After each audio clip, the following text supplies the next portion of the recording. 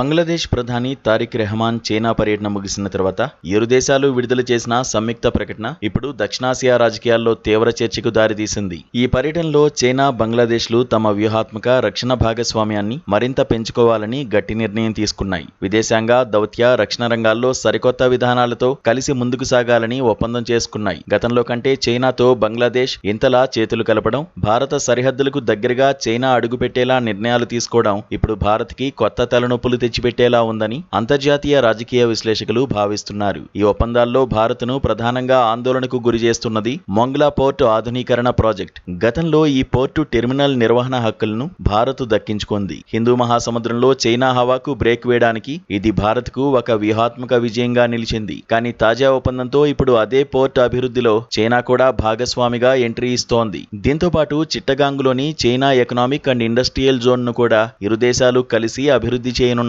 మనకు ఎంతో కీలకమైన ప్రాంతాల్లో చైనా పట్టు పెంచుకోవడం భారత రక్షణ వర్గాలను ఆలోచనలో పడేసింది. మరోవైపు భారత్కు అత్యంత సున్నితమైన భద్రతా ప్రాంతమైన సిలిగురి కారిడార్కు అతి సమీపంలో ఉన్న తీస్తా నది సమగ్ర నిర్వహణ, పునరుద్ధరణ ప్రాజెక్టుకు కూడా చైనా మద్దతు ప్రకటించింది. వరదల నివారణ, నదుల డ్రెడ్డింగ్ వంటి పేరుతో చైనా ఇక్కడికి రావడంపై భారత్ భయాందోళనలు వ్యక్తం చేస్తోంది. 2024లో అప్పటి బంగ్లాదేశ్ ప్రధాని షేక్ హసీనా భారత పర్యటనకు వచ్చినప్పుడు మొంగ్లా పోర్ట్, తీస్తా నది ప్రాజెక్టులను భారత్కే అప్పగించారని బంగ్లాదేశ్లో భారత మాజీ హైకమిషనర్ వీనా సిక్రీ గుర్తు చేశారు. ఇప్పుడు కొత్త ప్రధాని తారిక్ రెహమాన్ వాటిని చైనాకు కట్టబెట్టడం భారత్కు తీవ్ర నిరాశ కలిగించే విషయమని, ఇది రెండు దేశాల సంబంధాలపై ఖచ్చితంగా ప్రభావం చూపిస్తుందని ఆమె అభిప్రాయపడ్డారు.